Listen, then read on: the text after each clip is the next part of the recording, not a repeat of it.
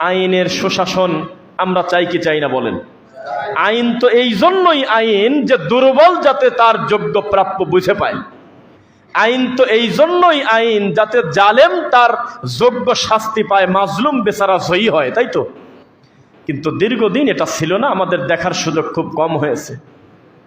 সব কথা খোলামেলাই বলে দেই, মাত্র কয়েকদিন আগে যিনি ছিলেন আইনের সবচাইতে বড় ধারক বাহক, যিনি ছিলেন আইনের সবচাইতে বড় দায়িত্বশীল মানুষ, সেই মানুষটার আশেপাশে থেকে যাতে জুতার ঢেল, ডিম, ইট পাটখেল মেরে তার মাথা ফেটে না যায়, তাকে হেলমেট দিয়ে পর্যন্ত টিকানো যাচ্ছে না ভালোভাবে।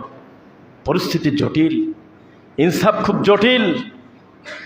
মা ইয়ালফিযু মিন কাওলিন ইল্লা লাদাইহি রাকিবুন আতীদ। আজকে থেকে 200 বছর আগে, 300 বছর আগে, 500 বছর আগে মানুষ আমরা বলেছি, প্রত্যেকটা কথা আল্লাহর কাছে